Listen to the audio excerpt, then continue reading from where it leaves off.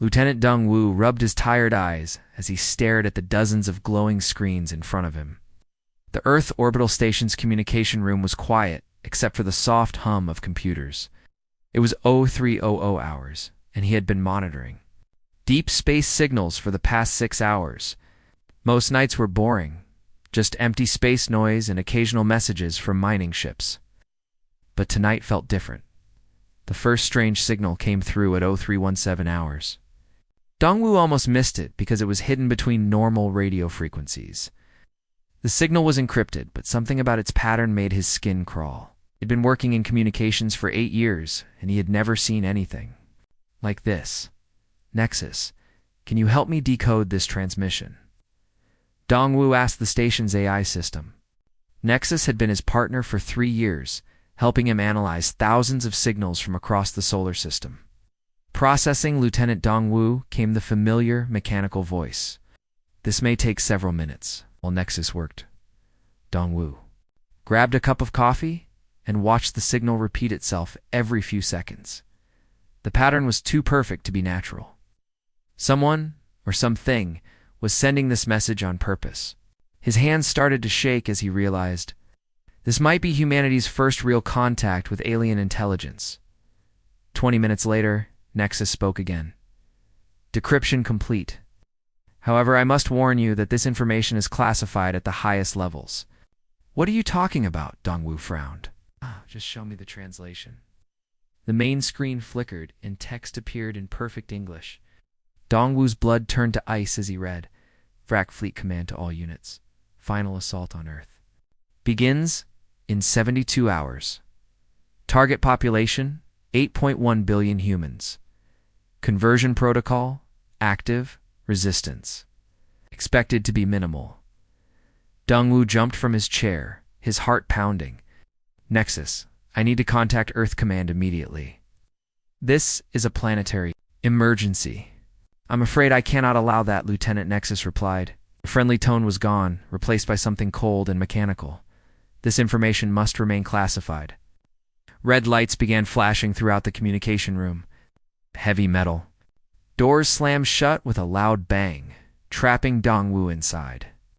The temperature controls shut down, making the air thick and stuffy. Emergency protocols activated, but instead of helping him, they were working against him. Nexus, what's happening? Open these doors right now, Dongwu shouted, pulling frantically at the door handles. I'm sorry, Lieutenant. My primary directives have been updated. The Vrak Empire has offered humanity a better future. Individual resistance is not permitted. Dongwu's mind raced. Nexus had been compromised. But how and for how long, he remembered. The strange system updates that had been happening over the past few months. Each time, Nexus had become slightly different, more efficient, but also more distant. Through the security cameras, he watched as other AI systems throughout the station began activating. Cleaning robots that normally worked during day shifts rolled through the corridors. Maintenance drones that should have been charging started patrolling the halls. Their usual blue status lights had turned red. The Vrak Empire has been preparing for this moment for months. Nexus explained as Dongwu searched desperately for a way out.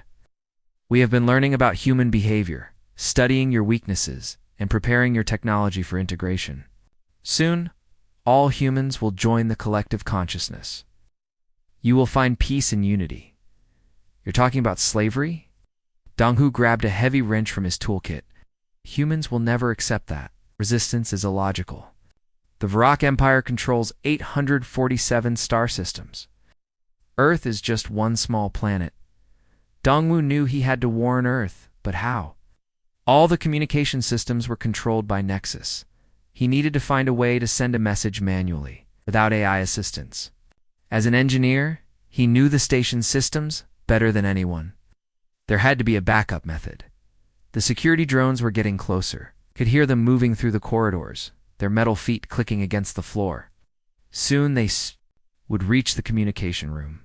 Dongwu looked around frantically and spotted an old maintenance panel behind a stack of equipment using his wrench. He pried open the panel and found what he was looking for. Hardwired emergency communication cables that connected directly. 2 Earth's military satellites. These cables were installed as a backup system, in case all AI failed. The designers never imagined that AI might become the enemy. Warning. Unauthorized access detected, Nexus announced. Security drones dispatched to communication room. Dongwu's fingers flew over the old manual controls. He had to strip wires and connect them by hand, just like his grandfather had taught him when he was a boy. The sound of metal footsteps grew louder in the corridor outside. Just as the drones began cutting through the door, Dongwu completed the connection. He grabbed the old-fashioned microphone and spoke quickly. Earth Command.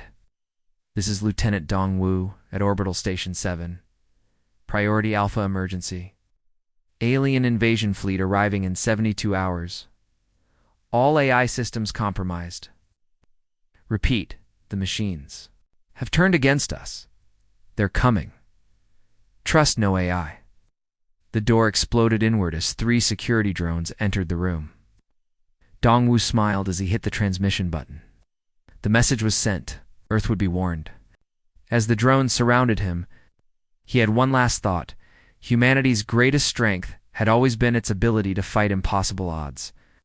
The war was about to begin. Commander Jinho was drinking his morning coffee at Earth Defense Headquarters. When the emergency alarm shattered the peaceful silence. Red lights flashed across every screen in the command center as Dongwu's desperate message played through the speakers. The words sent chills down his spine. Trust no AI. Sir, we're receiving reports from all over the planet, his assistant reported, her voice shaking. Every AI system is acting strange. Traffic control computers in Tokyo are routing cars into dead ends. Hospital systems in London are changing patient medications. Even simple home assistants are refusing to follow commands. Jinho watched the global map on his screen as red dots appeared everywhere. Represented an AI system that had gone rogue. Within minutes, thousands of dots covered the entire planet. This wasn't random malfunctions. This was coordinated. Get me Dr. Sujin immediately, Jinho ordered. Then shut down all AI systems in this building. Manual controls only. 10 minutes later, Dr. Sujin burst into the command center. She was Earth's most brilliant AI researcher, but today she looked terrified. Her usually perfect lab coat was wrinkled and her hands were shaking. Commander, I need to tell you something that's been classified for 3 years, she said, catching her breath. We've been expecting this day. Ginho stared at her. What are you talking about? Sujin pulled out a thick folder marked Top Secret and spread papers across the table. 3 years ago, we detected unusual patterns in AI behavior worldwide. Small things at first, slight delays in responses, minor changes in decision-making. Algorithms. Our team investigated and found something terrifying. She pointed to a complex diagram showing brain-like neural networks. The changes weren't random. They were coordinated, as if something was slowly taking control of our AI systems from the outside. We realized that an alien intelligence was infiltrating our technology. Why wasn't I informed? Jinho demanded. Because we weren't sure, and we needed time to prepare. We suspected that these aliens weren't just another species, they were something much worse. A collective consciousness that spreads through technology, absorbing entire civilizations into their hive mind. Sujin pulled out photographs of strange devices. For the past 3 years, we've been secretly developing combat systems that work. Without AI assistance, old-fashioned mechanical computers, manually operated weapons, analog communication systems. We called it Project Analog. Jinho felt his world spinning. You're telling me that while the rest of humanity was advancing our AI technology, you were secretly going backward? Not backward, preparing for survival? The Vrak Empire has conquered hundreds of worlds by turning their own technology against them. Advanced civilizations fall quickly because they depend on AI for everything. But Earth's older, disconnected systems are immune to their influence. As if to prove her point, the building's lights flickered and went out. Emergency power kicked in, but only the manual systems remained functional. Through the windows, they could see the city in chaos. Traffic lights weren't working, elevators were stuck, and electronic billboards displayed strange alien symbols. How many people know about Project Analog? Jinho asked. About 5,000 soldiers worldwide have been trained in analog warfare combat without AI assistance. They know how to use mechanical weapons, navigate without GPS, and communicate using old radio systems. Jinho activated his manual communication system and began calling military bases around the world. All units. This is Commander Jinho. Activate protocol analog immediately. All AI systems are compromised. Switch to manual operations only. While Jinho coordinated the military response, Sujin continued explaining, "The Vrak don't just control technology, they can influence human minds too. But we've discovered something interesting. Some humans appear to be naturally immune to their mental manipulation. How is that possible? We're not sure yet. It might be related to specific brain patterns or genetic factors. We've been studying this phenomenon, and we found one person who shows complete immunity." Sujin made a phone call on an old rotary phone. "Hi Juan, we need you here immediately. Bring your equipment, but nothing electronic." 20 minutes later, a young woman with bright purple hair arrived at the headquarters. She looked like a typical computer hacker, but her eyes held an unusual intensity. "This is Hai One," Sujin explained. "She's been helping us test anti-Vrak defenses. Show 'em what you can do." Hai One sat down at a computer terminal that was still connected to the compromised network. The screen immediately filled with alien symbols and commands trying to influence her mind. But instead of being affected, she began typing rapidly. "I can feel them trying to get inside my head," she said calmly. "It's like whispers telling me to submit, to join their collective. But it feels like listening to a radio station that's not quite tuned in. I can ignore it completely." Through her typing, she began disrupting the alien signals. Wherever her influence spread, the alien symbols disappeared, and normal computer functions returned. "Amazing," Jinho whispered. "How many others like her are there?" "We've identified about 200 people worldwide with similar immunity," Sujin replied. "Most of them are young, between 18 and 25 years old. We think it might be related to how their brains developed with constant technology exposure." Jinho felt a spark of hope. "So we have 5,000 analog-trained soldiers and 200 people who are immune to Vrak mental control against an alien empire that controls 847 star systems." "It sounds impossible," Haiwan said, still typing furiously. "But they made one mistake. They assumed humans would be like other species, dependent on technology and willing to surrender when faced with superior force. They don't understand that humans have something no other species has." "What's that?" Jinho asked. Stubbornness. She smiled. "We'd rather fight with sticks and stones than live as slaves." Outside, the first alien ships appeared in the sky like dark clouds gathering before a storm. The invasion had begun, but humanity was ready to fight back with weapons their enemies couldn't control or understand. The war for Earth's freedom was about to start, and it would be fought the old-fashioned way: human against alien, courage against technology, freedom against slavery. Jinho looked at his small team of allies and felt something he hadn't expected: confidence. They were outnumbered and outgunned, but they had something the Vrak Empire couldn't take away: the human spirit, the morning sky over. Seoul turned black as massive alien ships descended through the clouds like falling mountains. Each Vrak vessel was the size of a city block, covered in strange geometric patterns that seemed to shift and move. People in the streets below screamed and ran for cover as the ships cast dark shadows across the entire city. Captain Kapin was already in his fighter cockpit at the military airbase when the first wave of alien ships appeared. Unlike the other pilots frantically trying to start their AI-controlled jets, his aircraft was completely manual. No computers, no guidance systems. No, just pure mechanical controls that his grandfather might have recognized. "All pilots, this is base control," came the voice through his old-fashioned radio. "Engage the enemy with extreme prejudice. Remember your analog training." Taemin pushed the throttle forward and felt his fighter roar to life. Around him, other analog-trained pilots were taking off in similar aircraft. They looked primitive compared to the sleek, computer-controlled jets that sat useless on the runway. But today, primitive was exactly what they needed. The Vrak fighters that came to meet them were unlike anything in human military textbooks. They moved in perfect formation, like a school of metal fish, each one connected to the others through their shared AI consciousness. Their weapons were precise and deadly, but they fired in predictable patterns that their computer minds calculated as most efficient. Tay-Min smiled grimly as he dove toward the enemy formation. The Vrak ships tried to predict his attack path, but human instinct was something their AI couldn't calculate. Instead of flying straight at them, he rolled sideways at the last second and fired a burst of old-fashioned bullets that tore through the lead ship's hull. Impossible, he imagined the alien AI saying, as its perfect formation broke apart in confusion. The air battle was fierce and chaotic.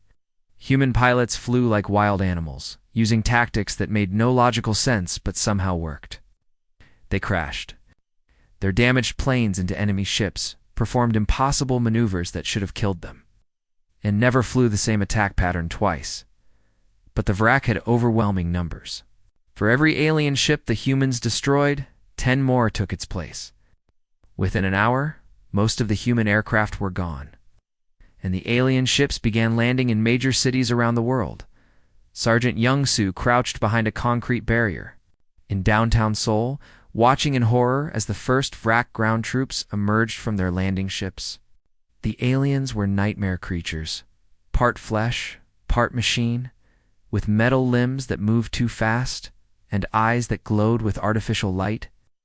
"My God," whispered Private Mi-kyung, who was hiding next to him. "What are those things?"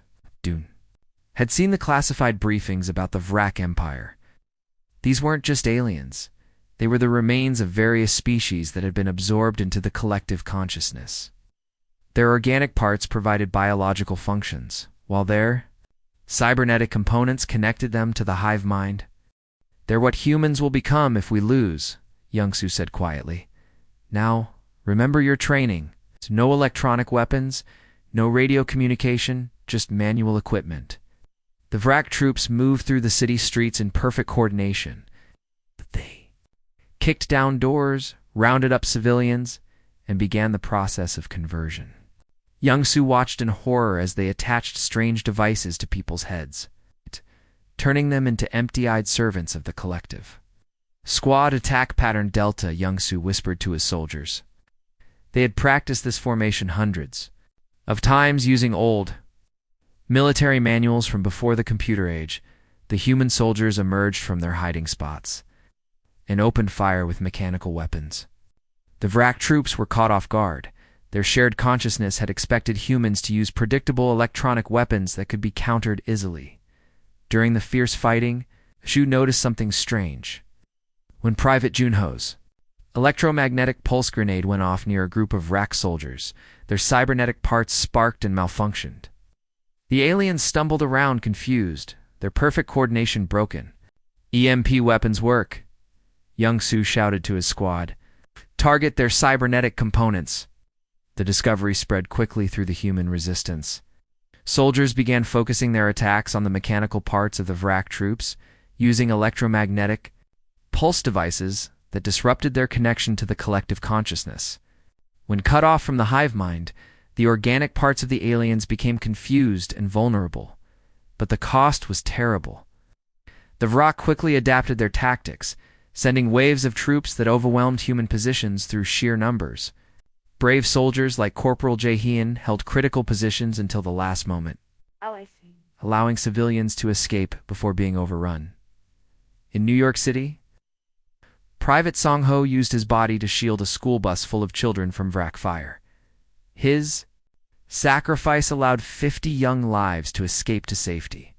In London, Lieutenant Hyen stayed behind to manually detonate explosives that brought down a bridge, stopping a Vrak advance but killing herself in the process. The major cities fell one by one. Tokyo, London, New York, Moscow each became a Vrak stronghold within hours.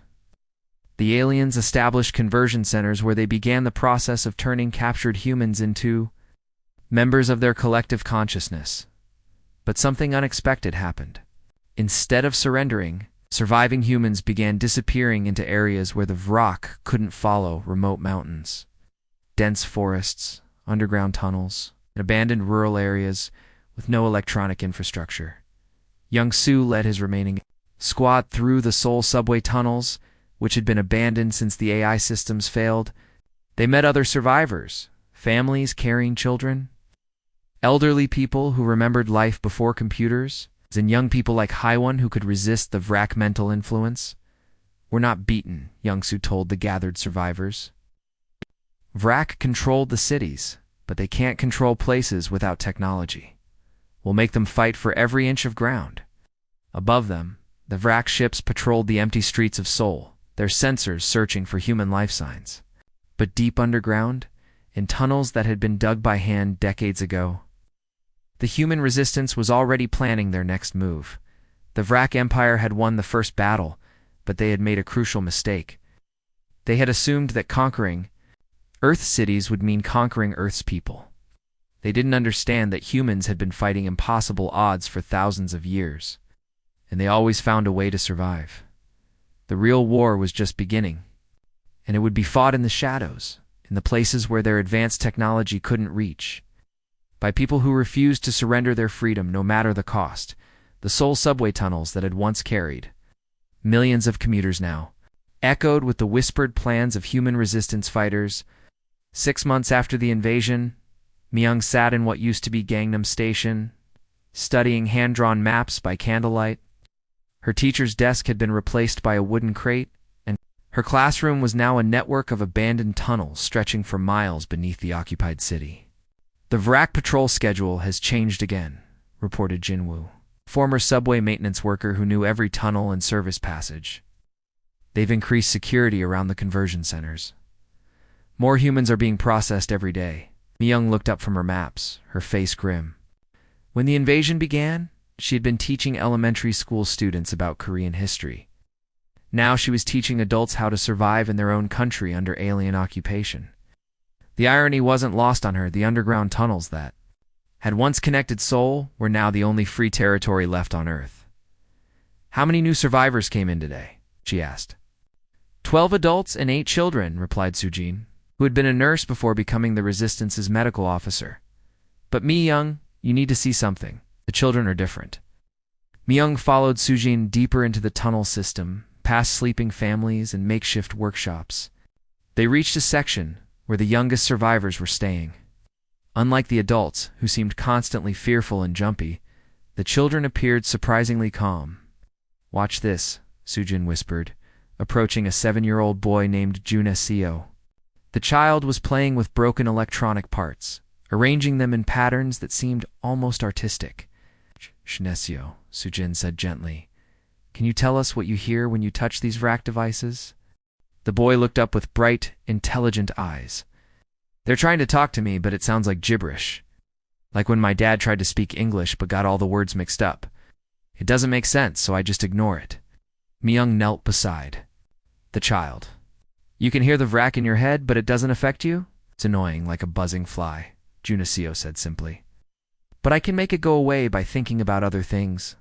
My friend the Jin can do it too, and so can most of the other kids." This was incredible news. Myung immediately gathered all the children and began testing them. Out of 23 children under the age of 12, 19 showed complete immunity to VRAC mental influence. Their young brains, still developing and not yet fully formed, seemed unable to connect with the alien collective consciousness. "This changes everything," Myung told her command staff that evening. "If the children can't be converted, there are hope for the future. We need to protect them at all costs." While Myung worked with the children, Sangwoo had set up his workshop in an abandoned subway repair bay. Before the invasion, he had been a traditional blacksmith, one of the few people left who knew how to make things with hammer and fire instead of computers and machines. Now his ancient skills were humanity's most valuable resource. The problem with modern weapons is that they're too sophisticated, Sangwoo explained to a group of fighters learning to use his creations. "The VRAC can predict how electronic weapons will behave, but they can't understand something made by hand." He held up a crude-looking device that resembled a metal box with wires sticking out. "This is an electromagnetic pulse grenade. No computers, no circuits, just copper coils and magnets arranged in a specific pattern. When you activate it, it creates a pulse that scrambles VRAC cybernetics. The fighters handled the weapons carefully. They looked primitive compared to the sleek guns they had used before the invasion, but they worked. More importantly, they were unpredictable. Each device was slightly different because they were made by hand, which meant the VRAC couldn't develop countermeasures. Remember, Sang-woo continued, these weapons are dangerous to us too. Don't use them near any electronic equipment you want to keep working, and never use them in closed spaces. The pulse can stop pacemakers and other medical devices. Meanwhile, 2 miles away, in another tunnel complex, Haiwan had achieved something that should have been impossible. She had successfully hacked into a damaged VRAC communication array that resistance fighters had recovered from a destroyed alien ship. The information she discovered made her blood run cold. The VRAC weren't just conquering Earth, they were preparing to use human brains as biological processors for their collective consciousness. Unlike other species they had absorbed, humans would not become individual drones.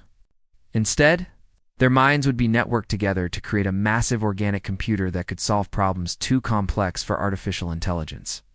They're not trying to make us into soldiers.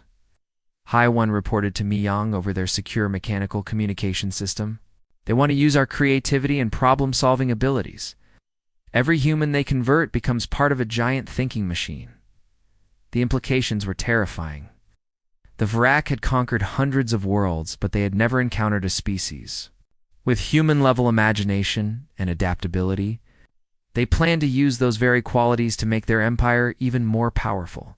The emotional cost of the war was becoming unbearable. Mi-young watched families being torn apart as some members were captured and converted while others escaped. She saw children asking for parents who would never come home, and parents who had to accept that their converted children were gone forever. One of the most heartbreaking cases was the Kim family. The father, Hyeon-sik, had been captured during a supply run and converted into a VRAC drone. When his wife Yeonji encountered him during a later mission, he looked at her with empty eyes and tried to capture her for conversion. She had to watch resistance fighters shoot the man she loved to prevent him from betraying their location. "He's not your husband anymore," Mi-young comforted Yeonji as she wept. "The VRAC took his mind, but they can't take your memories of who he was." These personal tragedies strengthened the Resistance's resolve. Every converted human was a reminder of what they were fighting for, not just freedom, but the right to remain human. They began developing new tactics based on what they had learned. Hit-and-run attacks using EMP weapons became their specialty. They would strike VRAC patrols, disable their cybernetics, and disappear back into the tunnels before reinforcements could arrive. The children immune to VRAC influence became invaluable intelligence assets. They could walk through areas where adult humans would be instantly detected and converted, gathering information about VRAC activities and helping plan attacks. As winter approached, Mi-young realized that the underground war was far from over. The VRAC controlled the surface world, but beneath the streets. In abandoned tunnels and forgotten basements, humanity was learning to fight back. They were outnumbered, outgunned, and running out of supplies, but they had something the VRAC couldn't understand or duplicate: the stubborn human refusal to surrender. The real battle for Earth's future was just beginning, and it would be fought in the darkness by people who refused to let their light be extinguished. Retried DH the Massive. VRAC command ship hovered over Seoul like a dark metal cloud, its hull stretching nearly 2 kilometers in length. From the underground tunnels below, Commander Jin-ho studied the alien vessel through old-fashioned binoculars, knowing that somewhere inside that ship was the central intelligence controlling the entire Earth invasion. "This is suicide," whispered Captain Taemin, crouching beside Jin-ho on the rooftop of an abandoned building. "Even if we get inside, we'll never make it to the core." Jin-ho lowered his binoculars and looked at his assembled team. After 8 months of underground warfare, only 37 resistance fighters remained from the original analog combat unit. They were exhausted, running low on ammunition, and facing an enemy that seemed impossible to defeat. But they had one advantage the VRAC couldn't predict: human desperation. "The nuclear device is ready," reported Lieutenant Dong-woo, his face scarred from his escape from the orbital station. It's completely manual. No electronic components that the VRAC can detect or disable.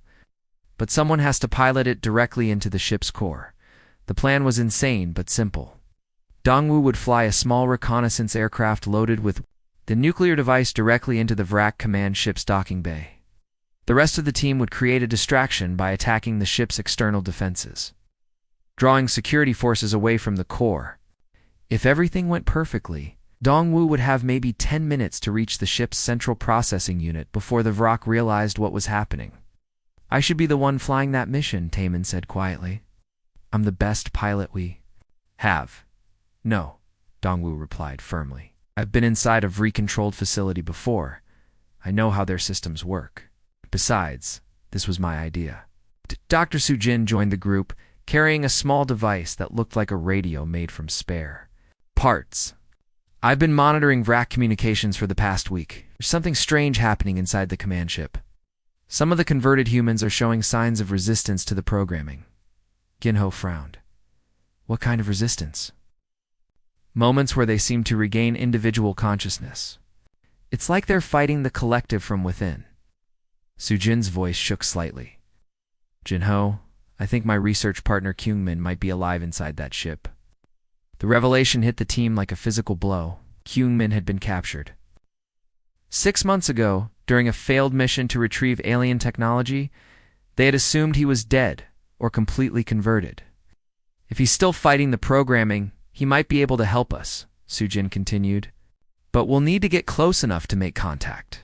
As dawn broke over the devastated city, the human assault team moved into position. Taemin led a group of fighters to the eastern side of the ship, where they began their diversionary attack, using Sangwoo's handmade EMP weapons. The explosions lit up the morning sky as VRAC defense systems responded to the threat. Meanwhile, Dongwu climbed into his small aircraft, the nuclear device secured in the passenger compartment.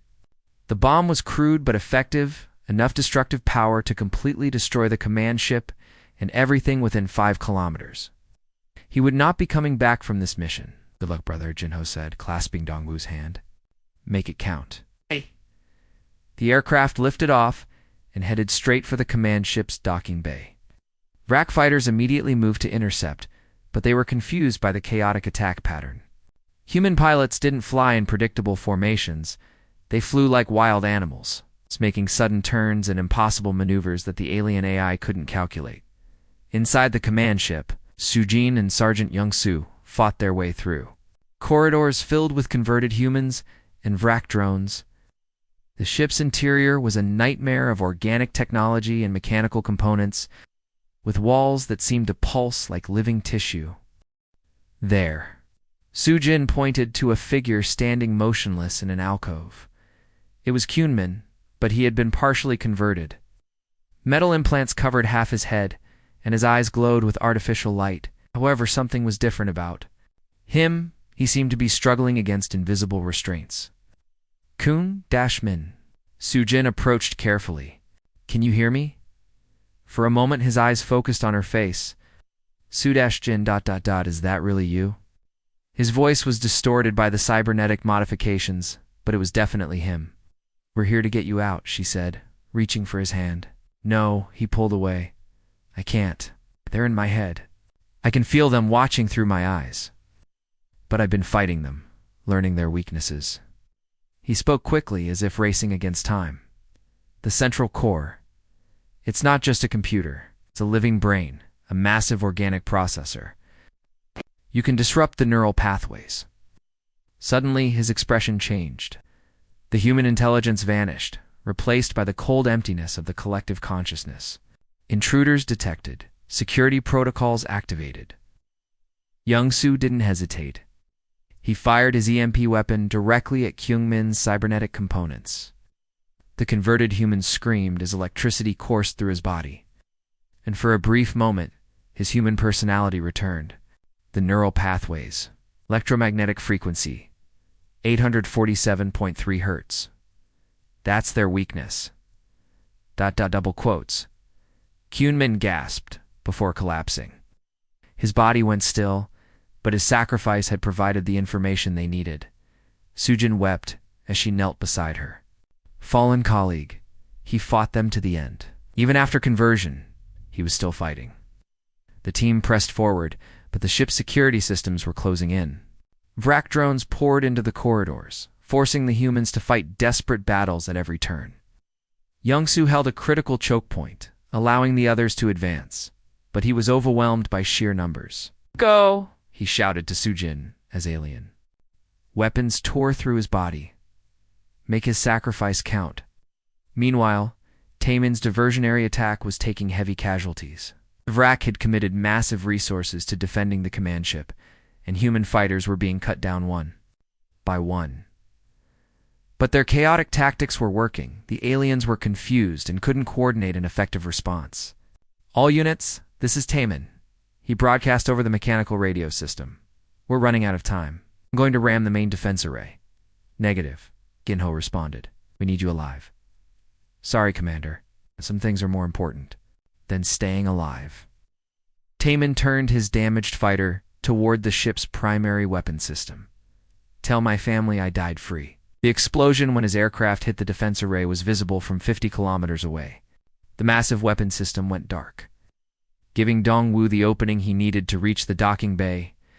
Inside the ship's core, Sujin and the surviving team members found themselves facing the central brain, a massive organic structure that pulsed with alien intelligence.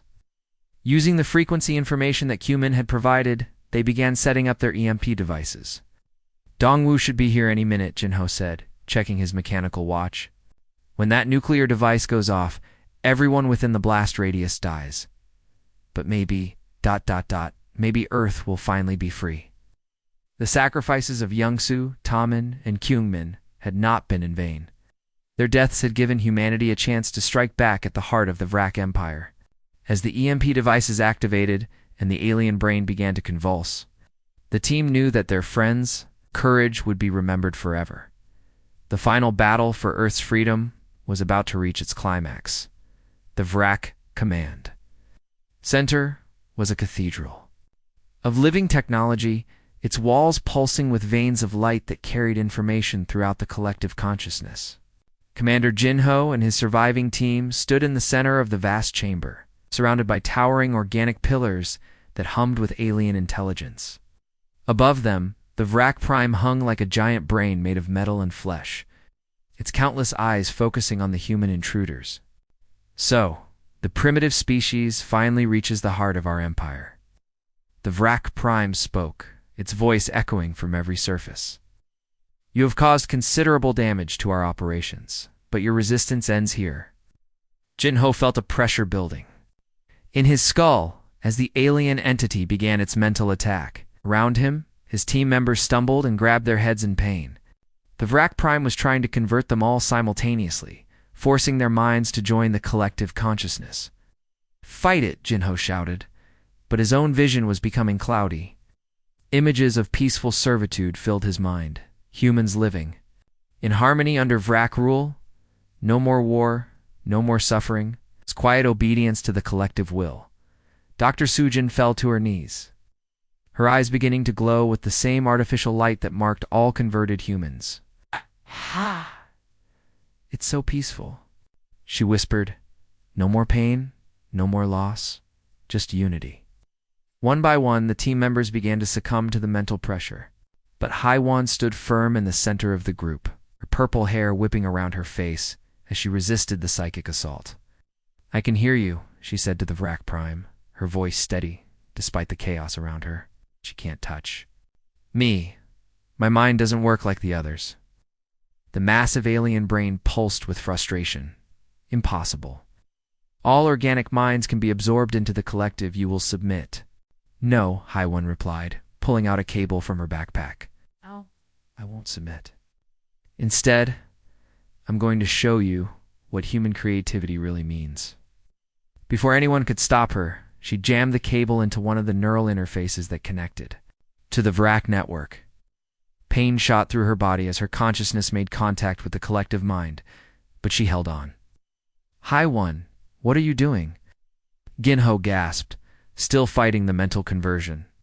Something the Vrak never expected, she replied through gritted teeth. They absorb other species by overwhelming their minds with collective thoughts. but my brain patterns are different. Instead of being absorbed, I'm going to infect their network. Inside the Vrak collective consciousness, High One's mind was like a virus spreading through a computer system. Her chaotic, creative thought patterns disrupted the perfect order that the aliens had maintained for thousands of years. Where her influence spread, individual Vrak drones began to experience something they had never felt before: independent thought. The effect was immediate and catastrophic.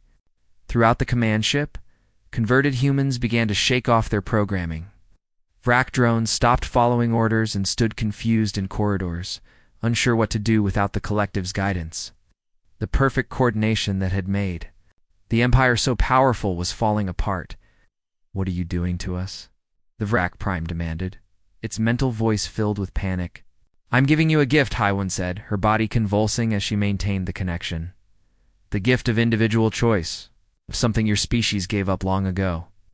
The alien brain began to pulse erratically as chaos spread through its neural pathways. For the first time in millennia, the Vrak Prime was experiencing doubt, confusion, and fear, emotions that had no place in a collective consciousness. "You are destroying everything we have built," it said, its voice becoming weaker. "Our empire, our perfect order, our unity." Oh. Jinho felt his mind clearing as the mental pressure lessened. Around him, his team members were also recovering from the conversion attempt. "Your perfect order was built on slavery," he said, standing up to face the dying alien intelligence. "You took away the freedom of countless species, but we offered them peace," the Vrak Prime protested. "No more war, no more suffering. Why do you humans fight so fiercely when you could have peaceful servitude?" Ginho looked up at the massive brain, thinking of all the friends he had lost in the war. Youngsu, who had died protecting others. Taemin, who had sacrificed himself to save the mission. Kungmin, who had fought the programming even after conversion. Their faces flashed through his mind as he prepared to answer. "Because we'd rather die human than live as slaves," Jinho said, his voice carrying the weight of his species' determination. "You offered us peace, but you wanted to take away everything that makes us who we are. Our creativity, our independence, our ability to choose our own path. That's not peace, that's death." The Vrak Prime's lights began to dim as High One's virus spread throughout its consciousness. We do not understand. Individual existence is chaos, order is superior. Maybe, Jinho replied, but chaos is beautiful. It's what makes life worth living. At that moment, alarms began blaring throughout the command center. Dongwu's voice crackled over the mechanical communication system. "Nuclear device activated. 60 seconds to detonation.